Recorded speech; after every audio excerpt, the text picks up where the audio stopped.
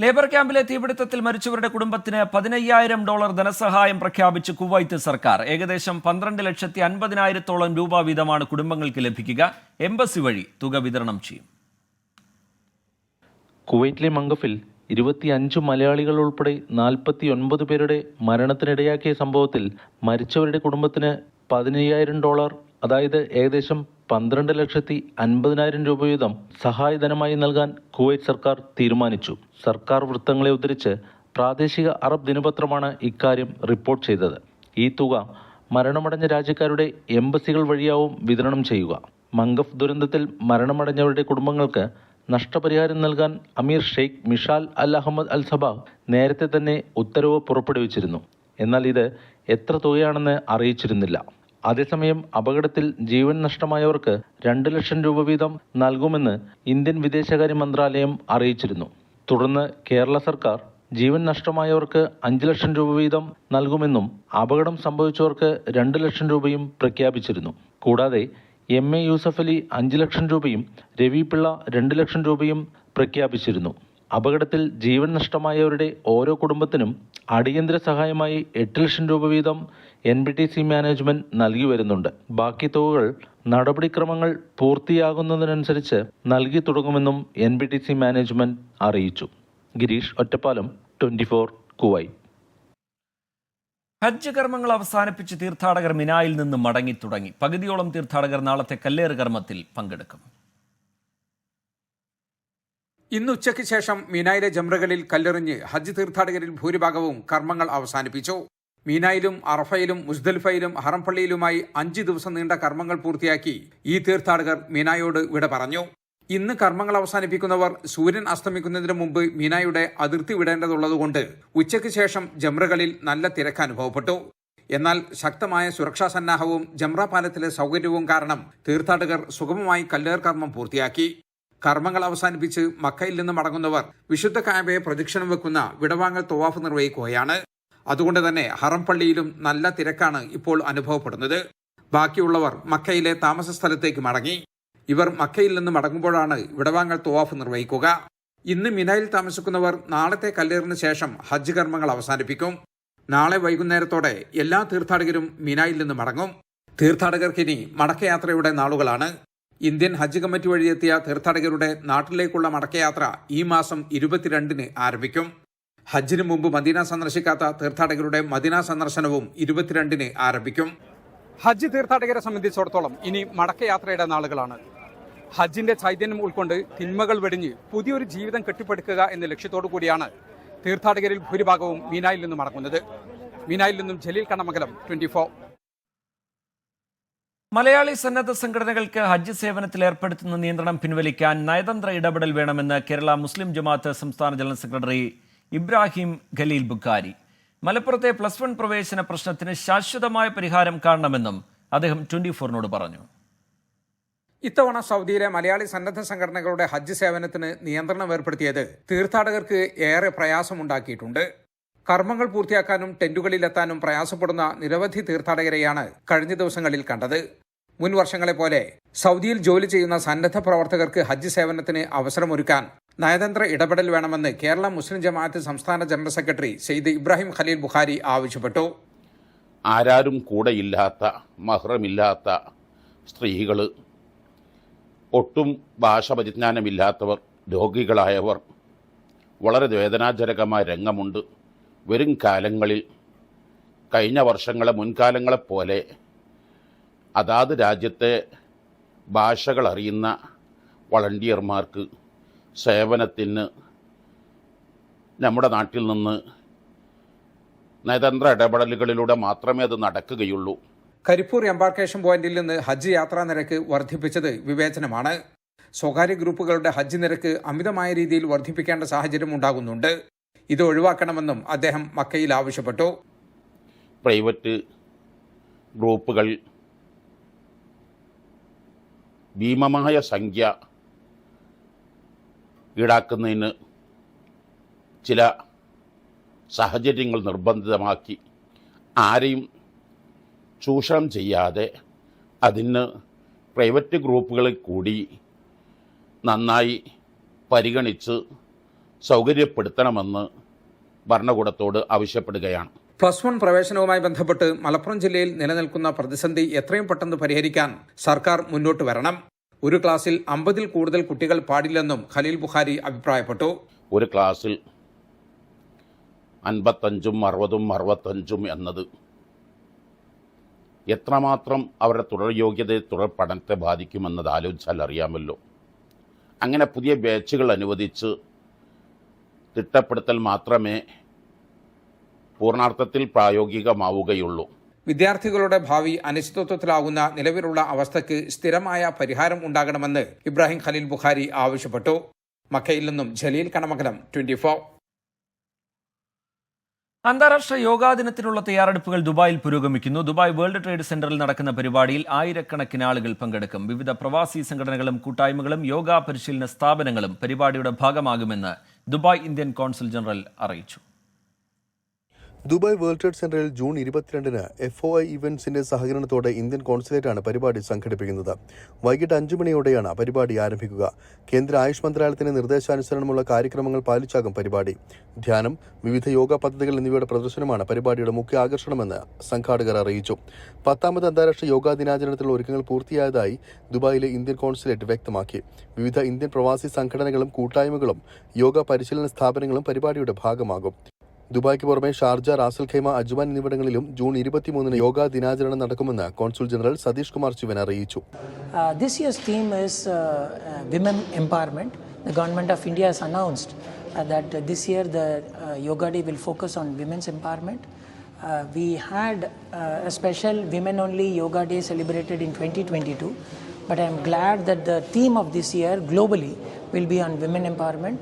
As we all can see, empowering women is very critical to families' physical, mental, financial health. So this year's theme will focus on all the issues pertaining to women, and Consulate General of India and Friends of India have put together a program which is uniquely curated to address this theme. 5000-ലേറെ ആളുകൾ ഇത്തവണ യോഗാ ദിനാചരണ പരിപാടിയുടെ ഭാഗമാകുമെന്നാണ് പ്രതീക്ഷിക്കുന്നത്. പങ്കെടുക്കുന്നവർക്കുള്ള registration website വഴിയാണ് നടക്കുന്നത്. 24 Dubai. Sharjah CSI Malayalam പാരീഷിന്റെ ഈ വർഷത്തെ കൊയ്ത്തുത്സവം ശ്രദ്ധേയമായി. UAEയുടെ വിവിധയിടങ്ങളിൽ നിന്ന് 100 കണക്കിന് വിശ്വാസികൾ ഉത്സവത്തിൽ പങ്കെടുത്തു. വികാരി ഫാദർ സുനിൽ രാജ് ഫിലിപ്പ് ആഘോഷങ്ങൾക്ക് നേതൃത്വം നൽകി. പാരമ്പര്യത്തെ മുറുകെ പിടിച്ചാണ് ഷാർജയിലെ ആദ്യ ഫല പെരുന്നാൾ നടന്നത്. ഷാർജ CSI പാരീഷിലെ ഇടവക അംഗങ്ങൾ ഉൾപ്പെടെ 1500-ലധികം വിശ്വാസികളാണ് പരിപാടികളിൽ പങ്കെടുക്കാൻ എത്തിയത്. വികാരി ഫാദർ സുനിൽ രാജ് ഫിലിപ്പ് ആഘോഷങ്ങൾക്ക് നേതൃത്വം നൽകി. രാവിലെ 8 മണിക്കുള്ള വിശുദ്ധ ആരാധനയോടനുബന്ധിച്ച് ജനറൽ കൺവീനർ എബി ജേക്കബ് താഴകിയിലെ നേതൃത്വത്തിൽ എത്തിച്ച ആദ്യ ഫലം ഇടവക വികാരി സ്വീകരിച്ചതോടെയാണ് പരിപാടികൾക്ക് തുടക്കമായത്. ആദ്യഫല സമർപ്പണം, വിഭവങ്ങളുടെ ലേലം, ഭക്ഷ്യമേള, ഹെവൻലി വോയ്സ് നയിച്ച ക്രിസ്തീയ ഗാനമേള, കലാഭവൻ ബിജുവിന്റെ മിമിക്സ് പരേഡ്, ആഷ്ലി മേരി ബിജുവിന്റെ നേതൃത്വത്തിൽ കുട്ടികളും മുതിർന്നവരും ഉൾപ്പെടെ 50ഓളം പേർ അണിനിരുന്ന ഫ്ലാഷ് മോബ് എന്നിവയെല്ലാം പരിപാടിയുടെ ഭാഗമായി നടന്നു. മെഡിക്കൽ ക്യാമ്പും ആഘോഷത്തിന്റെ ഭാഗമായി ഒരുക്കിയിരുന്നു. കൺവീനർമാരായ എബി ജേക്കബ് താഴികയിൽ, ബിജു തോമസ് ഓവനാനിൽ, പബ്ലിസിറ്റി കൺവീനർമാരായ Renji Thomas Mathew, Aby Abraham, VM John തുടങ്ങിയവർ നേതൃത്വം നൽകി. 24 ഷാർജ. ഖത്തറിലെ ദോഹയിൽ സൽവാ റോഡിൽ വേഗ സെറാമിക്സിന്റെ പുതിയ ഷോറൂം പ്രവർത്തനം ആരംഭിച്ചു. Gokulam group of companies chairman Gokulam Gopalan ഉദ്ഘാടനം ചെയ്തു. ചടങ്ങിൽ വേഗയുടെ സ്പോൺസർമാരായ സലെ അബ്ദുള്ള അൽ സുലൈത്തി, റാഷിദ് അൽ സുലൈത്തി, ഡയറക്ടർമാരായ രാജ്കുമാർ ഉണ്ണി, ഗോപാൽ കൃഷ്ണൻ പണിക്കർ, സുനിൽകുമാർ, ആൻഡോ റോച്ച തുടങ്ങിയവർ പങ്കെടുത്തു. പ്രമുഖ ബ്രാൻഡുകളുടെ ആധുനിക ഡിസൈനുകളിലുള്ള ടൈൽസ്, സാനിറ്ററി ഉൽപ്പന്നങ്ങൾ ഷോറൂമിൽ ലഭ്യമാണ്. 35 കൊല്ലത്തെ നല്ല എക്സ്പീരിയൻസോട് കൂടിയിട്ടുള്ള 4 ശക്തിയായ 4 ഡയറക്ടർമാരുടെ പ്രവർത്തന ഫലമായി ഉണ്ടാക്കിയ ഒരു സ്ഥാപനമാണ് ഈ വേഗ എന്ന സ്ഥാപനം. ഈ സ്ഥാപനത്തിൽ ഏറ്റവും നല്ല ക്വാളിറ്റിയുള്ള സാധനങ്ങൾ പർച്ചേസ് ന്യായമായ വിലക്ക് വിൽക്കാനുള്ള പ്രവർത്തനമാണ് നടക്കുന്നത്. ഈ ഉദ്യമത്തിന് എല്ലാ ജനങ്ങളും ഇതിനെ പ്രോത്സാഹനം ചെയ്യുമെന്നുള്ള വിശ്വാസം എനിക്കുണ്ട്. തീർച്ചയായും മുഖ്യമന്ത്രിക്കും സർക്കാരിനും CPM സംസ്ഥാന കമ്മിറ്റിയിൽ രൂക്ഷ വിമർശനം. തെരഞ്ഞെടുപ്പിൽ തിരിച്ചടിയായത് ഭരണവിരുദ്ധ വികാരമെന്ന് സംസ്ഥാന കമ്മിറ്റി അംഗങ്ങൾ. മുഖ്യമന്ത്രിയുടെ ശൈലിക്കെതിരെയും നേതാക്കൾ ആഞ്ഞടിച്ചു. കനത്ത തോൽവിക്ക് കാരണം ഭരണവിരുദ്ധ വികാരമെന്ന് CPIM ജനറൽ സെക്രട്ടറി സീതാറാം യെച്ചൂരിയും കുറ്റപ്പെടുത്തി. ലോക്സഭാ തെരഞ്ഞെടുപ്പിന് പിന്നാലെ CPIMനെ പ്രതിരോധത്തിലാക്കിയ വിവാദ പരാമർശങ്ങളിൽ G സുധാകരനെ വിമർശിച്ച H സലാം MLA. തെരഞ്ഞെടുപ്പിൽ പാർട്ടി തിരിച്ചടി നേരിടുന്നത് ആദ്യമായല്ല. G സുധാകരനെ മോദി പ്രശംസ അത്ഭുതപ്പെടുത്തിയെന്നും H സലാം പ്രതികരിച്ചു. H സലാം G സുധാകരനെ കുറ്റപ്പെടുത്തുന്നത് മതതീവ്രവാദികളെ തൃപ്തിപ്പെടുത്താനാണെന്ന് BJP ആരോപിച്ചു.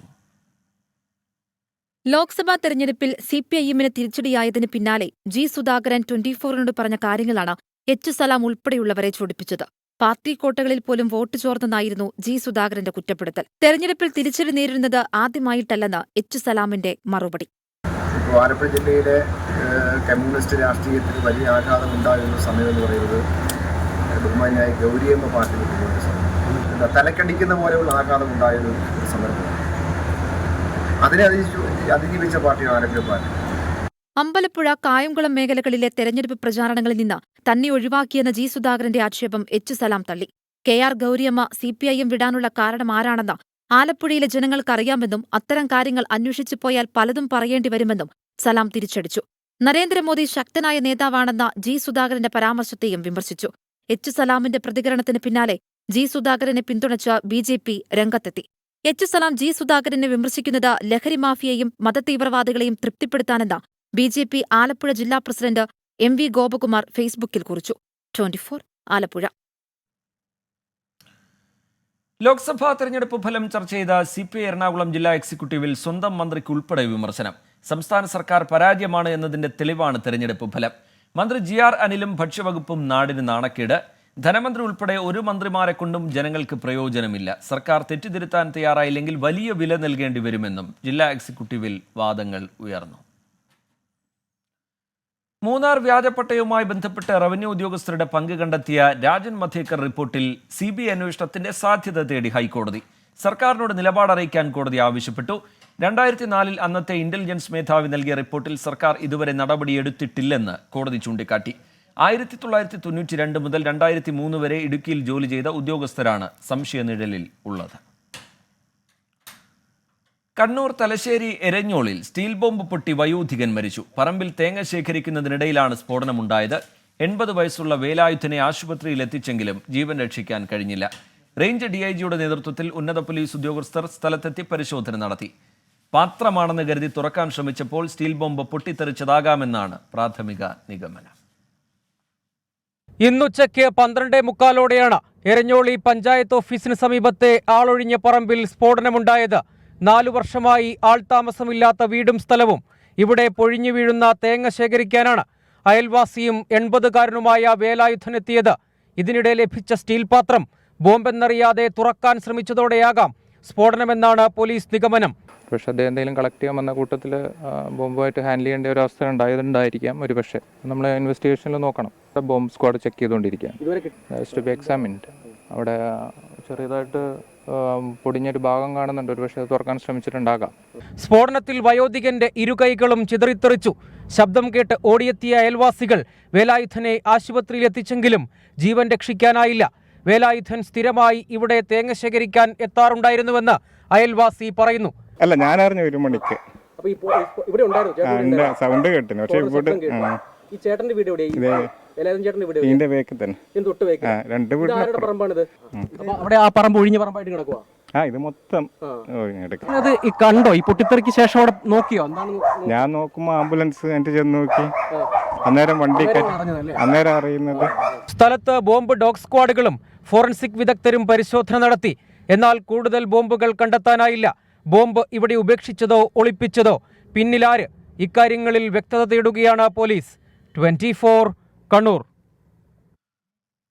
കാക്കനാട് DLF ഫ്ളാറ്റിൽ 300-ലധികം പേർക്ക് ഛർദിയും വയറിളക്കവും. കുടിവെള്ളത്തിൽ ബാക്ടീരിയ സാന്നിധ്യമെന്ന് സംശയം. ആരോഗ്യ പ്രശ്നമുണ്ടായത് വെള്ളത്തിൽ നിന്ന് തന്നെയെന്ന് സ്ഥിരീകരിച്ച് ആരോഗ്യമന്ത്രി വീണ ജോർജ്. സംഭവത്തിൽ ജില്ലാ കളക്ടർ അടിയന്തര റിപ്പോർട്ട് തേടി.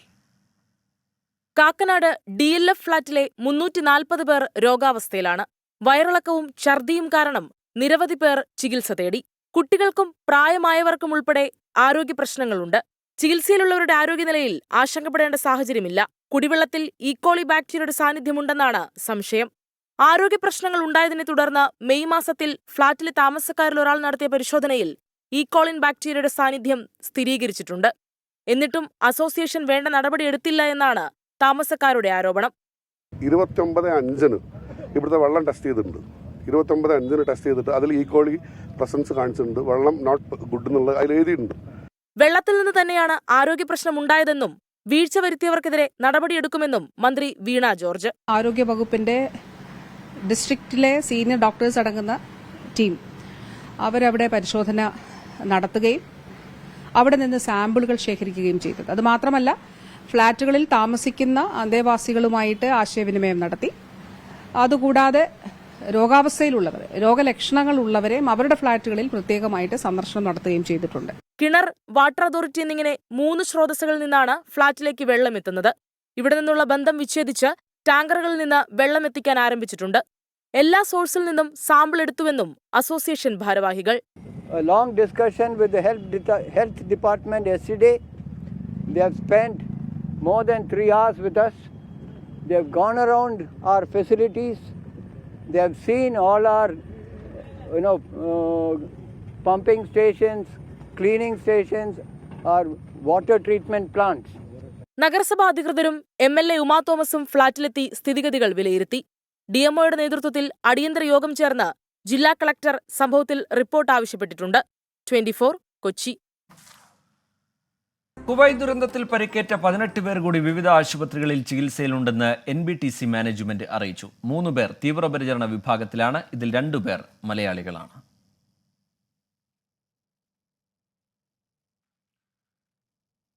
ചരിത്ര ഉത്തരവിൽ ഒപ്പുവെച്ച് മന്ത്രി പദവിയിൽ നിന്ന് K രാധാകൃഷ്ണൻ പടിയിറങ്ങി. പട്ടിക വിഭാഗക്കാർ അധിവസിക്കുന്ന മേഖലകളെ കോളനി, സങ്കേതം, ഊര് എന്നിങ്ങനെ വിശേഷിപ്പിക്കുന്നത് ഒഴിവാക്കാനാണ് ഉത്തരവായത്.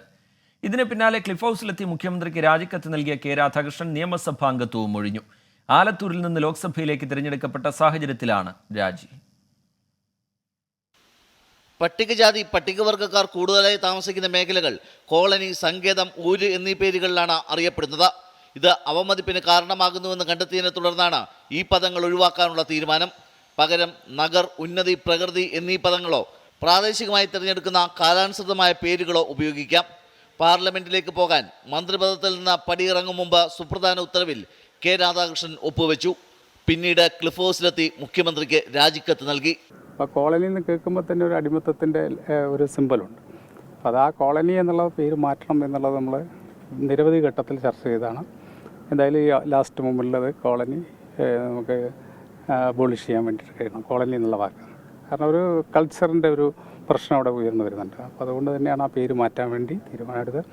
ഓരോ പ്രദേശത്തും ഇഷ്ടമുള്ള പേരുകൾ, അത് വ്യക്തികളുടെ പേര് പരമാവധി കുറയ്ക്കുക എന്നുള്ളതാണ്. സ്പീക്കറെ സന്ദർശിച്ച് നിയമസഭാംഗത്വവും രാജിവെച്ചു.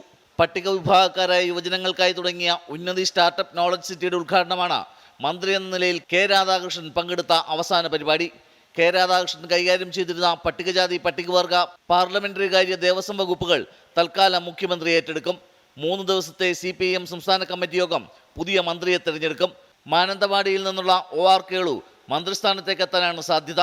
പിന്നോക്ക വിഭാഗങ്ങളുടെ ഉന്നമനത്തിനു വേണ്ടിയുള്ള നിരവധി പദ്ധതികൾക്ക് രൂപം നൽകിയും നടപ്പാക്കിയുമാണ് മന്ത്രിപദത്തിൽ നിന്നും ഒഴിയുന്നത്. വിവാദങ്ങളുടെ കേന്ദ്രമായ ദേവസ്വം ബോർഡിനെ വിവാദങ്ങളില്ലാതെ കൊണ്ടുപോകാനായി എന്നതും പ്രത്യേകതയാണ്. 24 തിരുവനന്തപുരം. CMRL എക്സാലോജിക് മാസപ്പടി ഇടപാടിൽ മുഖ്യമന്ത്രി പിണറായി വിജയനും മകൾ വീണ വിജയനും ഹൈക്കോടതി നോട്ടീസ്. കോൺഗ്രസ് MLA മാത്യു കുഴൽനാടന്റെ റിവിഷൻ ഹർജിയിലാണ് നടപടി. കരാറിൽ വിജിലൻസ് അന്വേഷണം ആവശ്യപ്പെട്ട് മാത്യു കുഴൽനാടൻ തിരുവനന്തപുരം വിജിലൻസ് കോടതിയെ സമീപിച്ചിരുന്നു. ജസ്റ്റിസ് K ബാബു അധ്യക്ഷനായ സിംഗിൾ ബെഞ്ചാണ് ഹർജി പരിഗണിച്ചത്. ഹർജിയിൽ പ്രാഥമിക വാദം കേട്ട കോടതി എതിർകക്ഷികൾക്ക് നോട്ടീസ് അയച്ചു. മുഖ്യമന്ത്രി പിണറായി വിജയനും മകൾ വീണ വിജയനുമാണ് ഹൈക്കോടതിയുടെ നോട്ടീസ്. കേസിൽ ഇരുവരും മറുപടി നൽകണം. മാത്യു കുഴൽനാടിന് പുറമെ പൊതുപ്രവർത്തകൻ G ഗിരീഷ് ബാബുവിന്റെ ഹർജിയും ഹൈക്കോടതി പരിഗണിച്ചിരുന്നു. മാത്യു കുഴൽനാടൻ നൽകിയ ഹർജി തിരുവനന്തപുരം വിജിലൻസ് കോടതിയും G ഗിരീഷ് ബാബു നൽകിയ ഹർജി മൂവാറ്റുപുഴ വിജിലൻസ് കോടതിയും നേരത്തെ തള്ളിയിരുന്നു. അന്വേഷണത്തിന് നിർദ്ദേശം നൽകാൻ മതിയായ തെളിവുകൾ ഇല്ലെന്ന് കണ്ടായിരുന്നു വിചാരണ കോടതികളുടെ തീരുമാനം. ഇതിനെതിരെയാണ് ഇരുവരും 2 ഘട്ടങ്ങളിലായി ഹൈക്കോടതിയെ സമീപിച്ചത്. നിയമപോരാട്ടത്തിന് ആത്മവിശ്വാസം നൽകുന്ന നടപടിയെന്ന് മാത്യു കുഴൽനാടൻ 24നോട് പറഞ്ഞു. കഴിഞ്ഞ തവണ സ്റ്റേറ്റ് ഒരു ഒബ്ജക്ഷൻ പറഞ്ഞിരുന്നു, ഫയൽ സ്വീകരിക്കരുതെന്നുള്ള പോലെ. ആ ഭാഗം കോടതി ക്ലാരിഫൈ ചെയ്ത് അക്വിറ്റ് ചെയ്ത് ഹർജി ഫയൽ സ്വീകരിച്ച് നോട്ടീസ് ഇഷ്യൂ ചെയ്ത സ്വാഭാവിക നടപടിയാണ്. എനിക്ക് ഉത്തമ ബോധ്യമുള്ള കാര്യങ്ങളാണ് നമ്മൾ പറഞ്ഞിട്ടുള്ളതും കോടതിയിൽ സമർപ്പിച്ചിട്ടുള്ളതും മുമ്പോട്ട് കൊണ്ടുപോകുന്നു. ലോക്സഭാ തെരഞ്ഞെടുപ്പിൽ LDFന്റെ പരാജയത്തിന് ഒരു കാരണം മാസപ്പടി വിവാദമെന്ന് പ്രതിപക്ഷ നേതാവ് VD സതീശൻ. പാർട്ടിയുടെ അനുമതിയോടെയാണ് മാത്യു കുഴൽനാടൻ ഹൈക്കോടതിയിലേക്ക് പോയതെന്നും പ്രതിപക്ഷ നേതാവ്.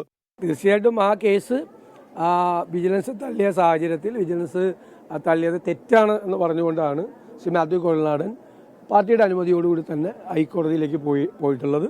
ആ ഹൈക്കോടതിയിൽ ആ കേസ് പോകും. ഒരു വിചാരണ കോടതിയിൽ തള്ളിക്കഴിഞ്ഞാൽ പിന്നെയുള്ള ഓപ്ഷൻ അപ്പീൽ പോവാണ്. ആ അപ്പീൽ ഫൈറ്റ് ചെയ്യും, നിയമപരമായി ഫൈറ്റ് ചെയ്യും ആ കേസ്.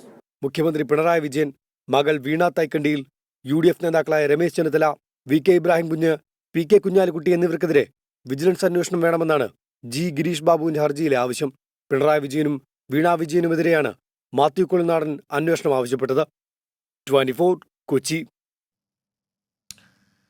കേരളത്തിൽ നിന്ന് രാജ്യസഭയിലേക്ക് ഒഴിവന്ന 3 സീറ്റുകളിലും സ്ഥാനാർത്ഥികൾ എതിരില്ലാതെ തിരഞ്ഞെടുക്കപ്പെട്ടു. CPIയുടെ PP സുനീർ, കേരള കോൺഗ്രസ് എമ്മിന്റെ ജോസ് കെ മാണി, മുസ്ലിം ലീഗിന്റെ അഡ്വക്കേറ്റ് ഹാരിസ് ബീരാൻ എന്നിവരാണ് രാജ്യസഭയിലേക്ക് തിരഞ്ഞെടുക്കപ്പെട്ടത്. നിയമസഭയിലെ അംഗബലം അനുസരിച്ച് ഇടതുമുന്നണിക്ക് 2 പേരെയും UDFന് ഒരാളെയും വിജയിപ്പിക്കാൻ കഴിയുമായിരുന്നു. സ്വതന്ത്ര സ്ഥാനാർത്ഥിയായ സേലം സ്വദേശി ഡോക്ടർ പത്മരാജന്റെ പത്രിക സൂക്ഷ്മ പരിശോധനയിൽ തള്ളി. ഇതോടെ മത്സരരംഗത്ത് മുന്നണി സ്ഥാനാർത്ഥികളായ 3 പേർ മാത്രമായി. നാമനിർദ്ദേശ പത്രിക പിൻവലിക്കാനുള്ള സമയപരിധി ഇന്ന് 3 മണിക്ക് അവസാനിച്ചതോടെ വരണാധികാരിയായ നിയമസഭാ special secretary Shaji C baby വിജയികളെ പ്രഖ്യാപിക്കുകയായിരുന്നു.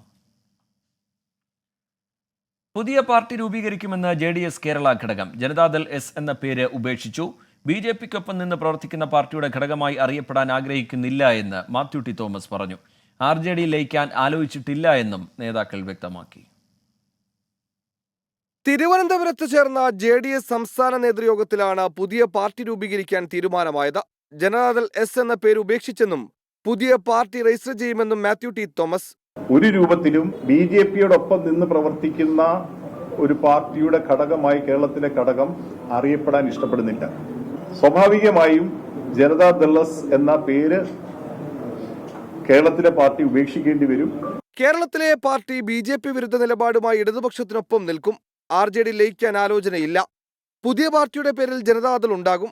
അതിലാകും 2 MLA മാർ ഉൾപ്പെടുന്ന കേരള ഘടകം ലയിക്കുക. നിയമപരമായ വശങ്ങൾ കൂടി പരിശോധിച്ച ശേഷമാകും പാർട്ടി രൂപീകരണം. ദേശീയ തലത്തിൽ NDA മുന്നണിയുടെ ഭാഗമായ JDS കേരളത്തിൽ LDFൽ തുടരുന്നത് പ്രതിപക്ഷം ആയുധമാക്കിയിരുന്നു. ഈ സമ്മർദ്ദം മറികടക്കാനാണ് JDS കേരള ഘടകത്തിന്റെ നീക്കം. 24 തിരുവനന്തപുരം. തിരുവനന്തപുരത്തെ ഇൻസ്റ്റഗ്രാം ഇൻഫ്ലുവൻസറായ പെൺകുട്ടിയുടെ മരണത്തിൽ സുഹൃത്തായ യുവാവ് അറസ്റ്റിൽ. നെടുമങ്ങാട് സ്വദേശി ബിനോയിയാണ് പോക്സോ ചുമത്തി പൂജപ്പുര പോലീസ് അറസ്റ്റ് ചെയ്ത്. പെൺകുട്ടിയുടെ കുടുംബത്തിന്റെ പരാതിയിലാണ് നടപടി. +2 വിദ്യാർത്ഥിനിയുടെ മരണത്തിൽ തുടക്കം മുതൽ ആരോപണം നീണ്ടത് നെടുമങ്ങാട് സ്വദേശി ബിനോയിയുടെ നേർക്കായിരുന്നു. ഇതിനെ തുടർന്നാണ് പൂജപ്പുര പോലീസ് ബിനോയിയെ സ്റ്റേഷനിൽ വിളിച്ചു വരുത്തി ചോദ്യം ചെയ്തത്. ആത്മഹത്യയ്ക്ക് കാരണം സൈബർ ആക്രമണമല്ല, ബിനോയിയുടെ പീഡനമാണെന്ന് കുടുംബം പരാതി കൂടി നൽകിയതോടെ ബിനോയിയുടെ അറസ്റ്റ് രേഖപ്പെടുത്തുകയായിരുന്നു. 21-കാരനായ ബിനോയും ഇൻസ്റ്റഗ്രാം താരമാണ്. ആത്മഹത്യാ പ്രേരണ, പോക്സോ അടക്കമുള്ള വകുപ്പുകൾ ചുമത്തിയാണ് അറസ്റ്റ്. പെൺകുട്ടിയുമായി ഏറെക്കാലം അടുപ്പമുണ്ടായിരുന്നു ബിനോയ്ക്ക്. ബന്ധം അവസാനിപ്പിച്ചതോടെ പെൺകുട്ടിയെ മാനസികമായി പീഡിപ്പിച്ചെന്നാണ് കുടുംബം ആരോപിക്കുന്നത്. വീഡിയോ എടുക്കുന്നില്ല, പിണങ്ങി എന്നുള്ള ഇതാണ് എൻ്റെ പറഞ്ഞിട്ടുള്ളത്. അത് കാരണം തന്നെ എൻ്റെ മകൾ ആത്മഹത്യ ചെയ്തത്. അപ്പോൾ അത് ഞാൻ അന്വേഷണത്തിന് വേണ്ടി ഞാൻ പോയിട്ടുണ്ട്. ഇനി ഇതുപോലെ ഒരു പെൺകുട്ടിക്കും വരാൻ പാടില്ല. അതിന് എൻ്റെ മോളെ എനിക്ക് തിരിച്ചു കിട്ടൂലല്ലോ, മോള് മരിച്ചു. ഇനി ഇതുപോലെ ഒരു കുടുംബത്തിലും ഒരു പെൺകുട്ടികൾക്ക് ഞാനൊന്നും വരാൻ പാടില്ല. പ്രതിയുടെ മൊബൈൽ ഫോണടക്കം ഇനി വിശദമായ പരിശോധന നടത്തേണ്ടതുണ്ട്. സൈബർ ഇടത്തിൽ അധിക്ഷേപം നടന്നിട്ടില്ലെന്നാണ് നിലവിൽ കുടുംബം പറയുന്നത്. എങ്കിലും പ്രത്യേക സൈബർ സംഘം ആവശ്യവും പരിശോധിക്കുന്നുണ്ട്. കേസിൽ പെൺകുട്ടിയുടെ കുടുംബത്തിന്റെ മൊഴി പോലീസ് രേഖപ്പെടുത്തിയിട്ടുണ്ട്. ബിനോയിയുടെ സുഹൃത്തുക്കളുടെയും മൊഴിയെടുത്തേക്കും. 24 തിരുവനന്തപുരം. യമനിൽ വധശിക്ഷയ്ക്ക് വിധിക്കപ്പെട്ട മലയാളി നിമിഷപ്രിയയുടെ മോചനത്തിന് സാമ്പത്തിക സഹായം അഭ്യർത്ഥിച്ച് മാതാവ് ബ്ലഡ് മണി നൽകി വധശിക്ഷ ഒഴിവാക്കാനുള്ള കൂടിയാലോചനകൾക്ക് മാത്രം ഏകദേശം 33 ലക്ഷം രൂപ ആവശ്യമാണ്. എല്ലാവരും കൈകോർത്ത് പിടിച്ച് നിമിഷയുടെ മോചനത്തിന് വേണ്ടി എത്ര തുകകളാണ് ആവശ്യപ്പെടുന്നത്, അതൊക്കെ നമ്മൾ ചെയ്തേ പറ്റുള്ളൂ. എല്ലാവരും കൂടി കൈകോർത്ത് പിടിച്ച് അവളെ മോചിപ്പിച്ച് എത്രയും വേഗം രക്ഷിക്കണമെന്ന് ഞാൻ അപേക്ഷിക്കുന്നു. എങ്ങനെയാണ് പറയണമെന്ന് എനിക്കറിയില്ല. നിങ്ങളെല്ലാവരുടെയും പ്രയത്നങ്ങൾക്ക് ഞാൻ നന്ദി പറയുന്നു. ഈ റിപ്പോർട്ടോടെ ഗൾഫ് ഫോക്കസിന്റെ സമയം പൂർത്തിയാവുകയാണ്. നമസ്കാരം.